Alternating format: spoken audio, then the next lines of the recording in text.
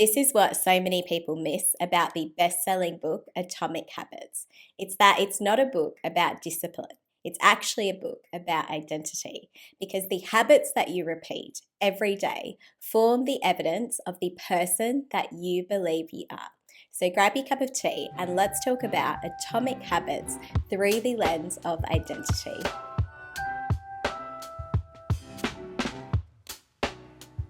I recently reread the very popular book, Atomic Habits, for I think it was the third time. It could even be the fourth time. And what really stood out to me was one of my favorite points when I first read the book to begin with. And it wasn't this idea of habit stacking, which a lot of people often talk about when it comes to the book Atomic Habits. It was this relationship between habits and identity. In the book, Clear says, over the long run, however, the real reason you fail to stick with habits is that your self image gets in the way. This is why you can't get too attached to one version of your identity. Progress requires unlearning.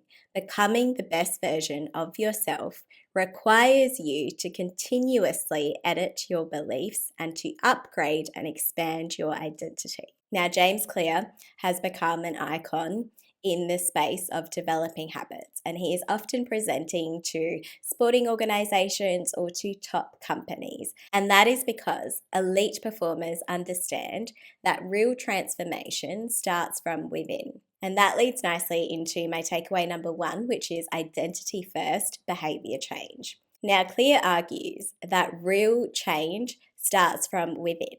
So imagine this being like a onion layer. Imagine a 3-layer onion. And at the center of that onion, in the inner layer, is the idea of identity. In the middle layer, there is process.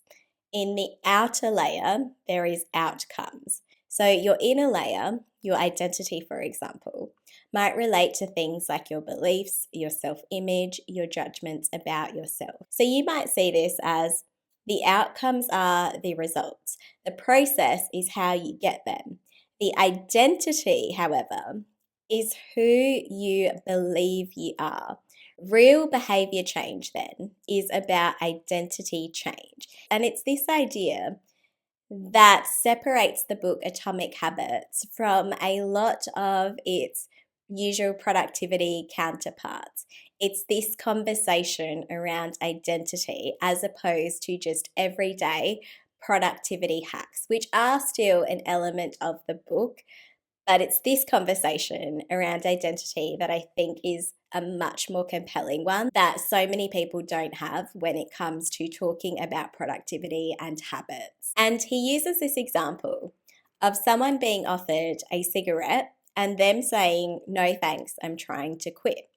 And this is as opposed to an alternative where you could instead say, no thanks, I am not a smoker. So in the first scenario where you say, no thanks, I'm trying to quit, you are still leaning into this identity that you are trying to leave behind.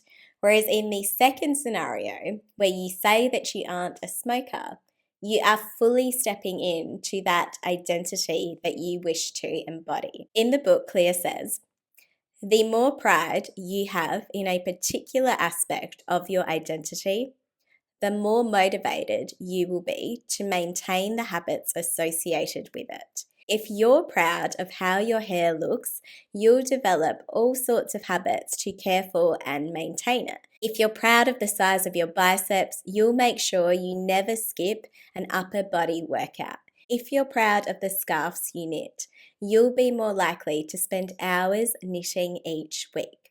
Once your pride gets involved, you'll fight tooth and nail to maintain your habits.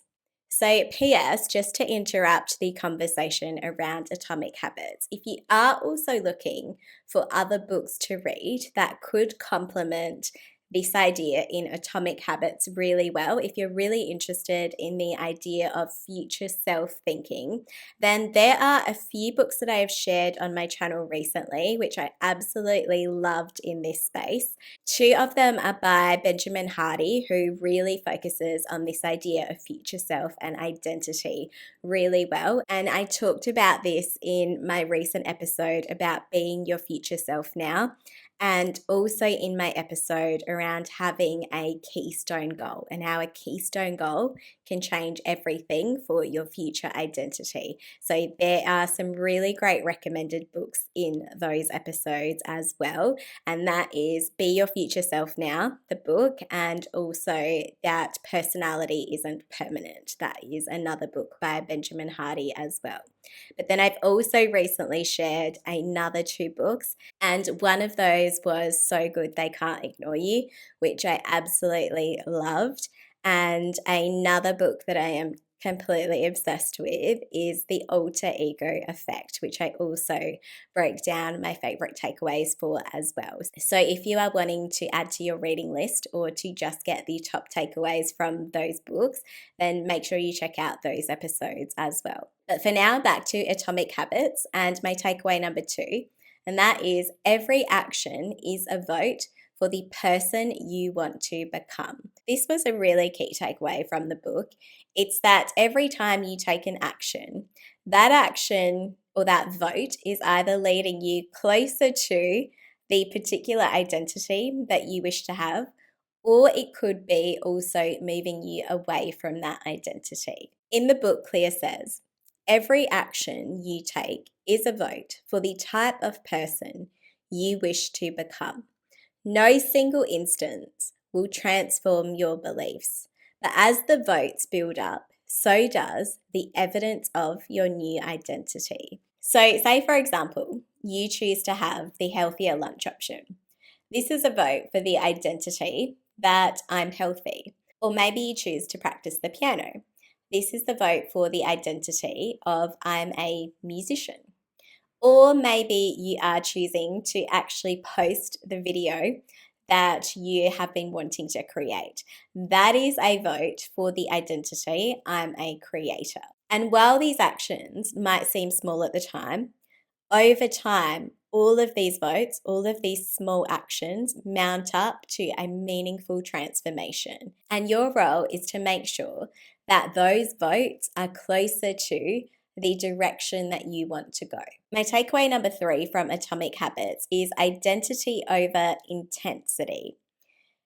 What I think is a really key point that can be missed when it comes to the idea of atomic habits is that it is not just about making your habits really small because they then become achievable. It is about making them small enough so that you are constantly reinforcing the identity. So the intensity of, say, the goal is therefore less important than the identity around that particular goal. So, for example, a lot of people, when they are setting goals, maybe at the start of the year or maybe when they feel like they need a little bit of a reset, they might set goals like I need to exercise more or eat healthier or to read more. And maybe if they are a little bit more advanced in how they are setting their goals, they might be more specific. For example, instead of just saying read more, they might set the goal to read 12 books by December. But the problem with both of those scenarios, whether you are saying to read more or whether you are saying read 12 books by December, is that they are both outcome driven instead of identity driven.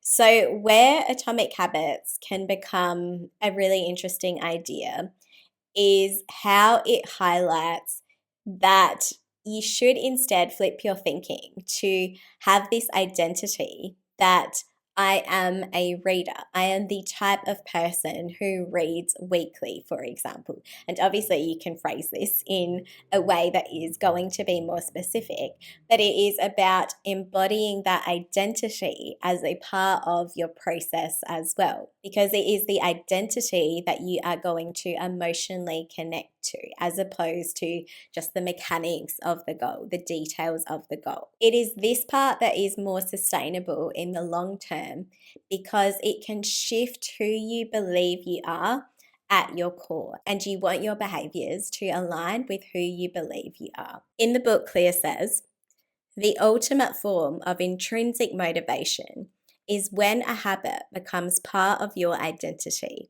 It's one thing to say, I'm the type of person who wants this. It's something different to say, I'm the type of person who is this. But this actually leads really nicely into my takeaway number 4 from Atomic Habits, and that is environment reinforces identity. This is, I think, also something that can be overlooked when it comes to atomic habits, and one of the really important aspects of actually making genuine and sustainable transformation. It's this idea that you can fall to your environment and your systems. And sometimes, if we aren't seeing progress in the habits that we would like to consistently have, we can focus a lot on our lack of willpower, for example, as the reason why we aren't seeing the consistency that we would like to see.